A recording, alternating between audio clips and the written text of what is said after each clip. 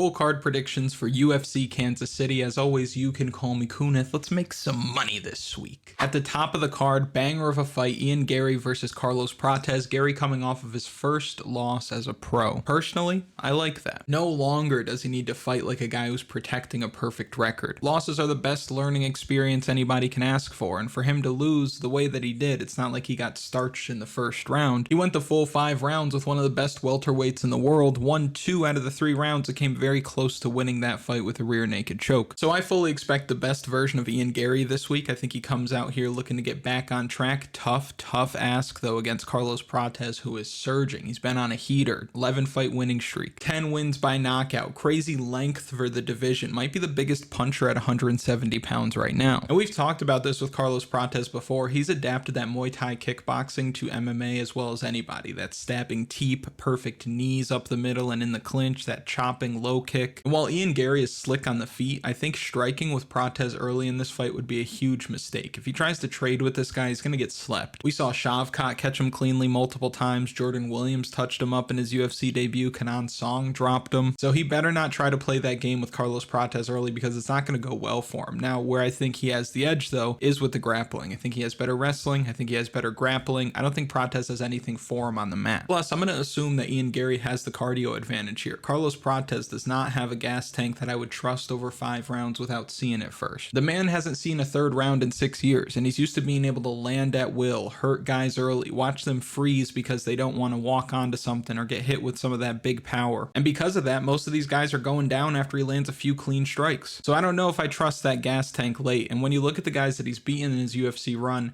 Trevin Giles is not a world beater by any means. Charles Radke and the Leech, they're both powerful guys, but they're very grounded, right? Plant your feet, swing for the fences, hope for the best. A technician like Prates picks those guys apart all day, and then Neil Magny is just not a dangerous guy. Ian Garry's better than all those guys, and he's not going to stand right in front of Prates like those other dudes did. Prates with that Thai style is very linear, but Ian Garry has built a career so far off of that lateral movement, so I think you're going to see a lot of chasing from Carlos Prates. That front kick might not be there as much. So if he's chasing, if he can't set things up with that front kick, and if he's going to have to deal with a lot of wrestling coming from Ian Garry, because Ian Garry's got high fight IQ. He knows what we all know. Standing with this guy, not a good idea. So he's going to try to take him down. I think he starts early in the first round trying to get these takedowns. Really just make him work. Sap that gas tank, because I think after the 2nd round, the knockout threat is going to be gone entirely. So I'll take Ian Garry to get back in the win column here. I think he has more ways to win. I think he has the cardio edge. I think he could dig deeper better than Prates can when it comes down to it. And he knows, stick to the game plan. Don't strike early. Look to get this guy to the mat. Try to break him with that wrestling, and by the 3rd round I think he really takes over, and I do think that he can finish him on the feet once he's gotten him tired. So give me Ian Garry to win this fight. I'll take him inside the distance. And real quick, if you haven't already, like the video, subscribe, comment, all that good stuff. It's good luck. I'm not gonna tell you where I heard it, but it's good luck. Next, we're looking at a fight between Anthony Smith. He's fighting Mingyang Zhang this week, and this is a tough one. I don't think the line is overly wide. You see it on the screen there, but I don't think it's overly wide. Normally, I would say the line's too wide. I feel like there's a chance that the underdog can pull something out here, so you should just take a shot on the underdog. But the reason why I think the line is fine is because what the fight is going to look like if Mingyang Zhang wins. He's going to go out there, bomb on Anthony Smith, knock him out in probably the first 3 minutes of this fight, and he's going to look like a minus 530 favorite. So taking Mingyang Zhang round 1, if you want to do that, be my guest. Now, if you're willing to be a bit patient and you want to live bet Anthony Smith after the first round, if it gets to that point, you should absolutely do that, because he's probably going to be at worse odds, or rather better odds, than he's at right now. And Mingyang Zhang has never won a fight that's gone beyond the first round. If he doesn't win in the first 5 minutes, he's not going to win the fight. And that's because his cardio's bad. His technique is sloppy. He gets away with a lot because he has that big power and he's willing to throw really hard, and that may serve him well this week against Anthony Smith. But one thing about Lionheart Smith is he just does not get finished in the first round. It just doesn't happen. You have to go way back, like dreadlocks, to find him getting finished in the first round. It does not happen often. I think that might be the reason why he wins this week. And to be clear, I don't want to be the YouTube guy who says, well, the pick is Mingyang Zhang, but the bet is Anthony Smith because of the odds, because then I can say that I was right either way, and it doesn't really seem fair to you guys. And I know you guys come here for picks with conviction, right? Win, lose, right, wrong. I know I took a side side and I'll live with the result. So with that said, I will take Anthony Smith here because Anthony Smith has lost plenty of times, but you look at the guys that he's losing to. Dominic Reyes, who looks like he should be fighting for a title. Roman Dolidze, who's a top middleweight who could be fighting at light heavyweight whenever he wants. Khalil Roundtree, title challenger. Johnny Walker, 50-50 fight for anybody. Magomed Ankalaev, champion. Alexander Rakic, top-ranked fighter in the division. Glover Teixeira, champion. John Jones, best to ever do it. Mingyang Zhang should lose to every guy that I just named, except maybe Johnny Walker. But guys that are below that caliber, those are the kind of guys that Lionheart beats. We talked about this 2 weeks ago with Dan Ige. Dan Ige keeps getting put in there with top flight competition at 145 pounds, and as soon as they match him up with somebody who isn't like that, he beats them, and he TKO Sean Woodson. I know the stoppage was bad, but he beat him. And you can remember not too long ago, Anthony Smith plus 400 favored against Vitor Petrino, guillotines him in the first round. Got fraud checked, as the kids would say these days, and I could see Mingyang Zhang getting fraud checked, because if this fight hits the mat at all, it's over. Anthony Smith's way slicker on the mat. He's got way higher level experience. I think he'll be able to control him easily, and I think after a couple of scrambles, I don't think Zhang will have any gas left in the tank. Plus, he doesn't have a great chin either. He could get cracked. And this reminds me of the time where we saw him lose fights. We saw him lose to Glover, we saw him lose to Rakic, then he gets booked against Devin Clark. He beats Devin Clark with ease, and then in the post-fight at some point he said, that's Devin Clark, I'm supposed to beat him. Meaning that this guy's not on my level. This was a fight where it's just letting everybody know, like, you book me here, I'm gonna get it done every time. Mingyang Zhang knocking out a bunch of burgers doesn't lead me to believe that he's gonna be Anthony Smith. Can he? Sure, but I haven't seen him defend any takedowns, have to work back up to his feet, haven't seen him with anybody on his back, haven't seen him fight anybody who's ranked. I think Anthony Smith and his team know what they're looking at, and I think they realize that he is one takedown away from winning this fight. So give me the old dog to get it done. I think he's going to go out there and submit this guy in the first or second round. Everybody's going to be yelling fraud after they parlayed him at minus 600. So give me Anthony Smith to win this fight by submission. Next, we have a fight between Giga Chikadze. He's fighting David Onama this week. David Onama might be the best bet on the card. He's younger. He has momentum. Giga Chikadze's been very inactive as of late, and Onama has the grappling advantage here. I think he has the power advantage. I think he has the cardio edge. I think he would be a bigger favorite, or at least I thought he would be a bigger favorite, but I'm pleased to see that we are under minus 200. Giga Chikadze is great at range. He's better than David Onama at range. In a pretty fight, Giga Chikadze is a lot to deal with, but David Onama doesn't have pretty fights. David Onama gets into knockdown, drag out brawls regularly, and he's going to make it ugly here. Giga Chikadze is not good in an ugly fight. David Onama is going to be on the gas. He's going to be moving forward. He's going to stay in his face. He's going to get to that clinch. He's going to take him down. He's going to make him work. And I think at 36 years old, Giga Chikadze is going to wilt under that pressure a little bit. I expect David Onama to look for takedowns, get to that clinch, throw some elbows, throw some knees, just break Giga Chikadze in the second into the third round. And that's where I think he finishes him. So give me the younger man to get it done. Give me the favorite. Give me David Onama inside the distance. We can certainly find David Onama on the official betting article this week. That could be found on KunithMMA.com. That is our favorite bets for the week. And outside of that, you're going to get all the DFS stuff, like the DFS strategy guide, data model, projections. All of that could be found on the website. You can visit KunithMMA.com, linked in the description and in a pinned comment. Back to the breakdown. Next, we're looking at Michel Pereira fighting Abus Magomedov. This one's scaring me a little bit. I'm starting to see money come in on Michel Pereira, and I don't understand it. I'm a little concerned. So there's something that I'm missing, and you can let me know in the comments what you think I might be missing on this fight, because I think the jury is still very much out on Abus. I think he got rid of the cardio concerns, or at least have squelched them a little bit after that Sean Strickland fight. And I mean, he came into the UFC, Dustin Stoltzfus, feather in his cap. Stoltzfus is good.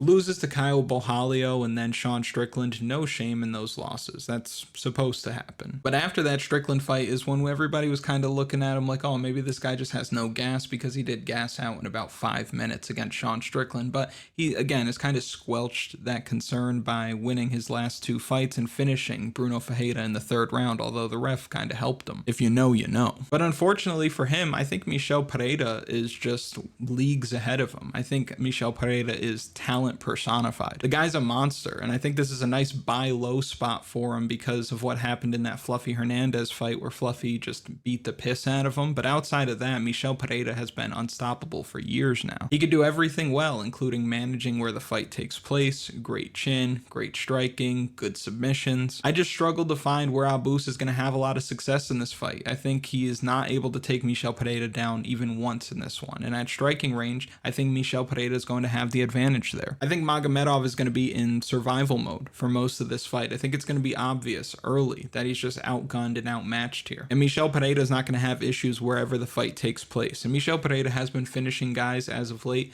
but I'm going to give Abus Magomedov the benefit of the doubt. I think that he's better than the guys that Michel Pereira has taken out recently. So I think he survives the full 3 rounds, but I think Pereira is the better fighter. So give me Michel Pereira to win this fight by decision. Next, we got a fight between Randy Brown and Nikolas Dalby. Nikolas Dalby's been out for a while since that robbery against Rinat Fakhretdinov in the Middle East. There are a couple of spots on this card where I just think that it's a total mismatch. It's Coughing Baby versus Hydrogen Bomb, and that's how this fight feels. Although I don't think Randy Brown's going to go out there and knock Nikolas Dalby out, but I think that he's much better, and I think he can make it look easy this week, and I don't think Nikolas Dalby has the tools to really take the fight away from him. Randy Brown enjoys a lot of advantages here: size, speed, length, youth, footwork, variety, ability to extend combinations. He's got better kicks. He's got better punches. I just don't see where he loses this fight, because the only way that Nikolas Dalby is going to take this fight off of him is by holding him up against the cage and kneeing him to the midsection for 15 minutes. And I just don't think that Randy Brown's going to let that happen. I think Randy Brown's going to make good use of his height and length. I think that he's going to punish that forward pressure from Dalby with some uppercuts up the middle. And at range, I think he's just going to get that jab pumping. I don't think Nikolas Dalby's going to really be able to get past that length without having to eat a couple of shots on the way in. So I think Rude Boy Randy Brown is in a great spot here.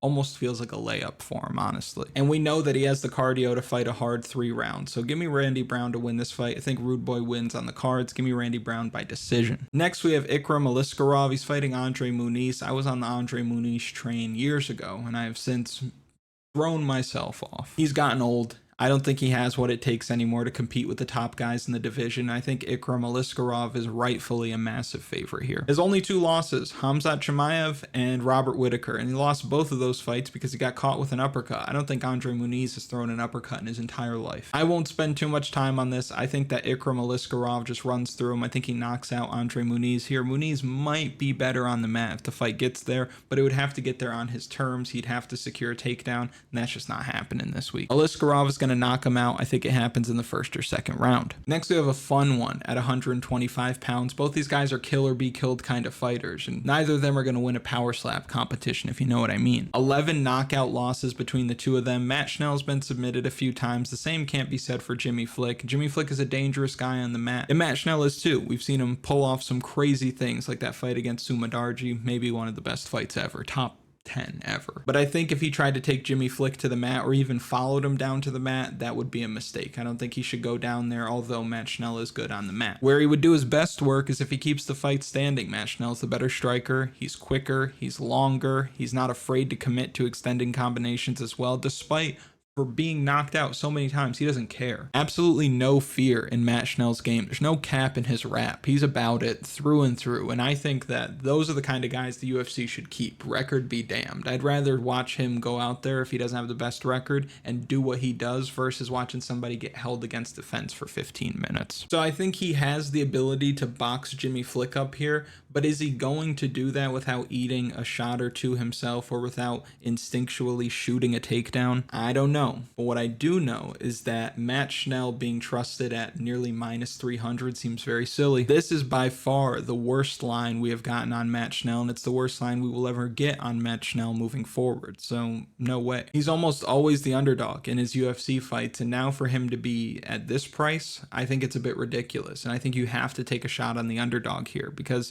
yes, Jimmy Flick has been knocked out a bunch, hasn't looked good as of late, has fought some really strong competition as well. Nate Maness is very good. Charles Johnson is very good. Alessandro Costa hits like a truck for 125 pounds, but Matt Schnell hasn't knocked anyone out in nearly 10 years. So is that going to change this week? It'd be hard to see it happening. I'd be very surprised if it did change this week. He hasn't knocked anybody out in nearly a decade, so I'll take the plus money here. I'll take him to win by submission. I think he ends up snatching up a guillotine. I wouldn't be mad at a flying triangle either. But give me Jimmy Flick to win this fight. I'll take the underdog here. I think he gets back on track, but keep Matt Schnell in the promotion. I'll watch Matt Schnell fight every time. Give me Jimmy Flick by submission. Next, we have Evan Elder fighting Gage Young. Evan Elder had an opponent change. I don't know what happened with that other dude. I saw some stuff on Twitter. Let me know in the comments what it was, because I was reading it and I'm like, this is ridiculous. I don't even know what I'm looking at. And then I went and lived my life. But G Money gets the short notice call to make his debut against Evan Elder. And it's not only because Young looked okay on Contender Series against Quillen Salkild, who's the stuff, but he's a local guy. So not really hard for them to find talent when they're fighting in Kansas City with the amount of gyms there. So they called Gage Young up. They called G Money, said, G Money, can you save the day? Can you keep Evan Elder on the card? And he said, yeah, of course. I like Gage Young. I like what I saw in Contender Series despite the loss and getting taken down a bunch. I liked what you saw on the feet.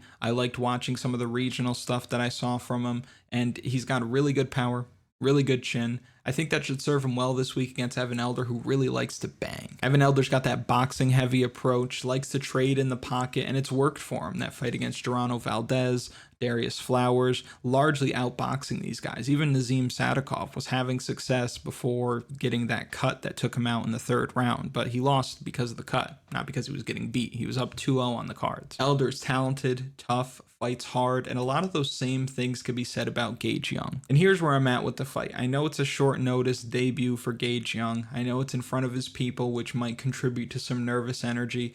If he gets tired in the third round, I wouldn't be surprised. This is a big spot for the young man. But with the way that he fights and the way that Evan Elder fights, I think this is going to be very close. I think it's going to be very competitive. I think G Money has maybe a little bit more power than Evan Elder, and I think Evan Elder is going to wear some damage here. Since the fight is close, since the guy's in a home game essentially, and maybe the crowd is on his side, and maybe he is going to land a couple of big strikes that either cut open or at least like...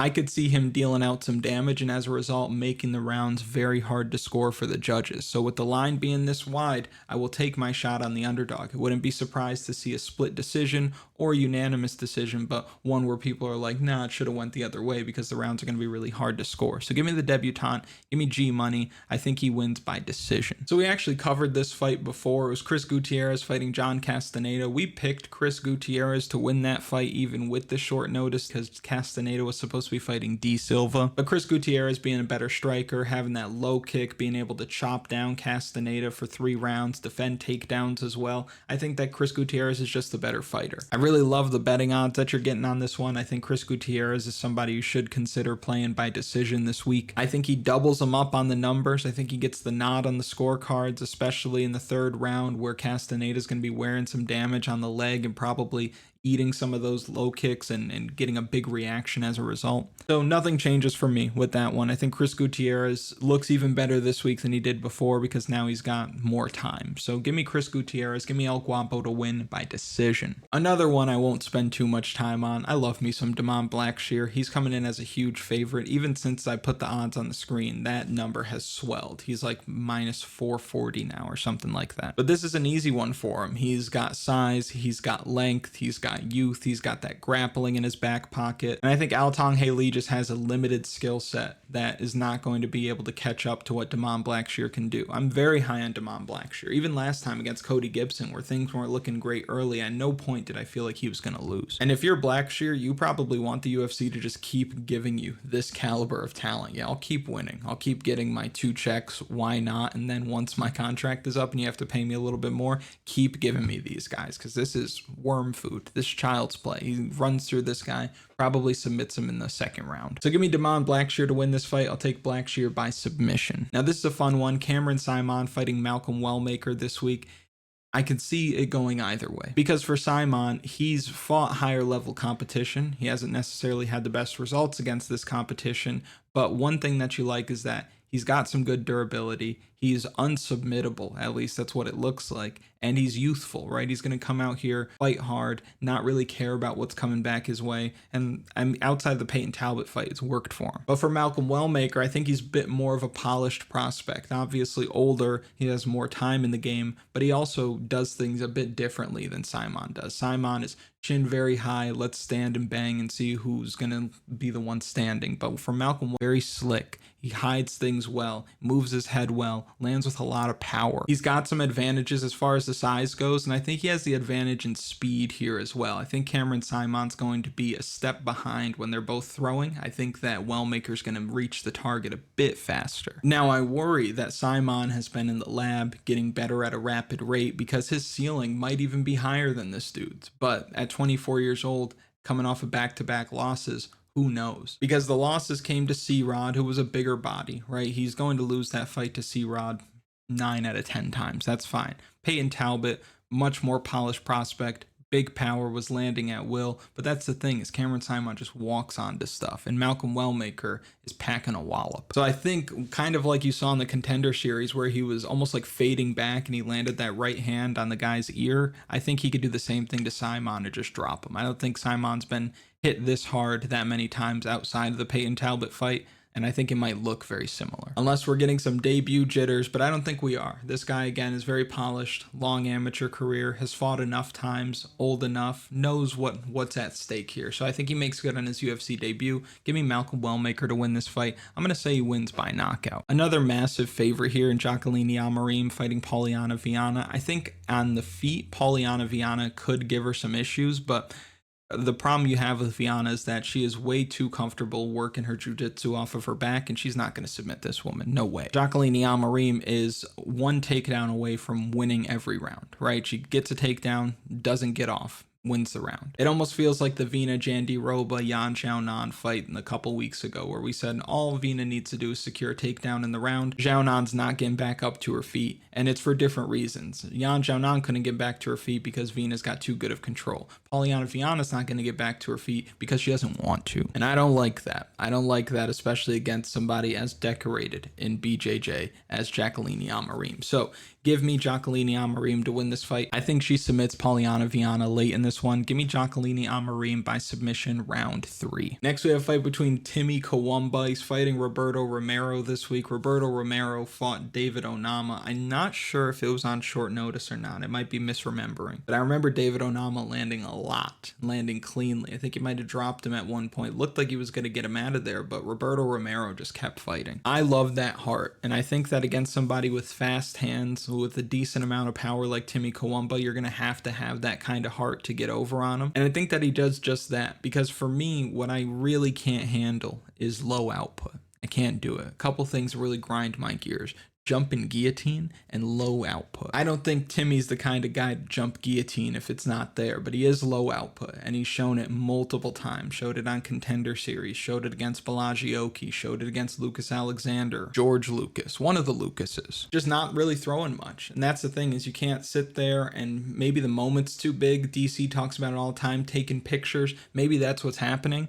I don't like that at all. I know Roberto Romero is going to go out there and fight for your money. Timmy Cuamba looks like he's very much trying to manage the fight and win by decision, or at least not try to take a big shot that knocks him out. I don't really know, but I do know that Roberto Romero is coming in with a bit more intensity, a bit more ferocity, and for that reason, I'm going to be on that side of things. So give me Romero to pick up his first UFC win. Give me Romero by decision. And lastly, we have a fight between Chelsea Chandler fighting Jocelyn Edwards this week. Again, if you haven't already, like the video, subscribe, all that. This is Jocelyn Edwards' fight to lose. Jocelyn Edwards shouldn't be a massive favorite against many because of the way that she fights, but this is Jocelyn Edwards' fight to lose. I think that she's faster. I think that she's slicker. I think that she's got better fight IQ. I think she can dictate where the fight goes. I think that Chelsea Chandler might be just physically stronger than her, and if they get to the mat and she finds herself in top position, she could do really good work, but I don't think the fight is going to get there. I think Jocelyn Edwards is going to manage the range well. I think she's going to chip away with those jabs, with those low kicks. I think that she outclasses her over 3 rounds. Next to no chance that this fight finishes, so if you want to take the over 2.5 rounds, no matter what the odds are,